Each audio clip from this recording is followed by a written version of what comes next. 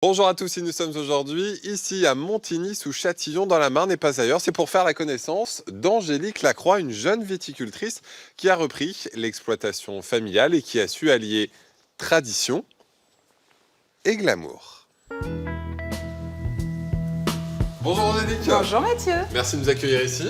C'est à toi. Angélique ou plutôt Cendrillon, j'ai trouvé ça en face de chez vous. Je l'avais perdu. C'est vrai? Oui, Bon. merci.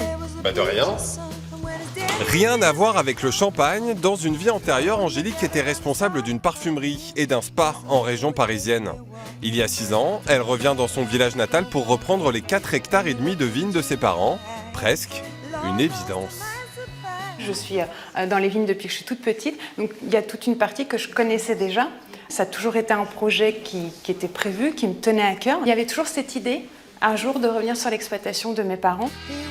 À 30 ans donc, retour sur les bancs du lycée viticole d'Avis pour décrocher son brevet professionnel. Son diplôme en poche, entouré de sa famille, Angélique réalise son rêve, élaborer son propre champagne et prouver que la reine des boissons se décline aussi au féminin.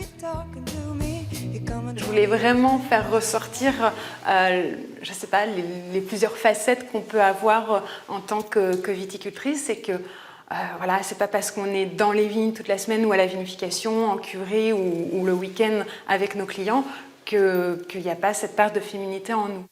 Photographie pour son site internet, conception des bouteilles et appellation des 4 cuvées, la délicate, la sublime, l'irrésistible et la divine. Ici, l'ensemble de la communication évoque l'univers féminin.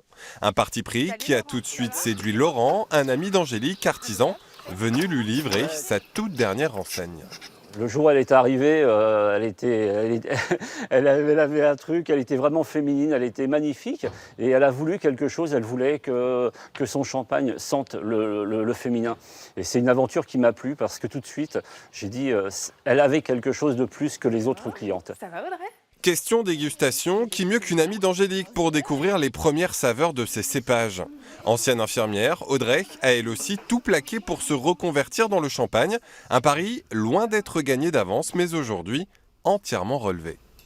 C'est quand même un milieu très masculin, très macho. Donc on y arrive, mais c'est vrai que c'est un peu compliqué. Mais en même temps, c'est valorisant et beaucoup d'hommes nous aident malgré tout. Séance d'assemblage pour les 2 viticultrices. Chardonnay, meunier, pinot noir. Les cépages sont mélangés, testés pour élaborer un goût maison, créer une véritable identité. Il faut se laisser guider par ses papilles et sa personnalité. Je pense qu'entre les hommes et les femmes, on a un palais qui est différent, on a un ressenti qui est différent. Donc je pense qu'automatiquement, dans nos champagnes, ça se ressent. On assemble souvent le rosé avec la femme. Bon, la couleur rose, quoi, certainement aussi. Et puis c'est vrai que le rosé est souvent plus fruité, plus rond. Donc voilà, c'est des champagnes que les femmes préfèreront. Mais pas forcément. Moi, personnellement, j'adore le chardonnay.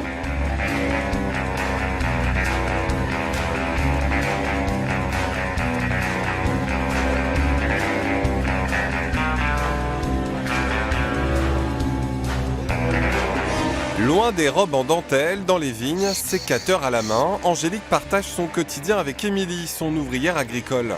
En tout, plus de 4 hectares à entretenir par tous les temps. Un travail physique qui ne laisse pas franchement de place à la coquetterie. Là, on est dans l'authentique, on est dans le terroir, on est dans la terre. Quand on a les bottes l'impair et qu'il pleut, oui, effectivement, le brushing, il reste pas longtemps, donc c'est pas la peine.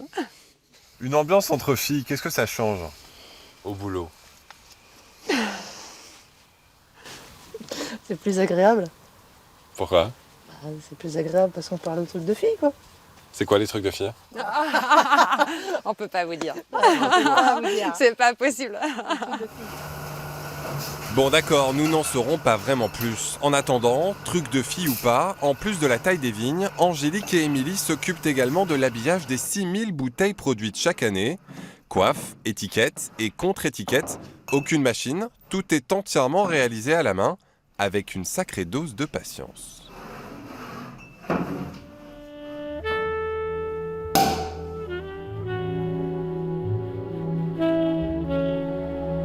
On espère que vous en savez désormais un petit peu plus sur ce fameux champagne glamour. Nous, on va tout de suite regarder à quoi il ressemble en bouche.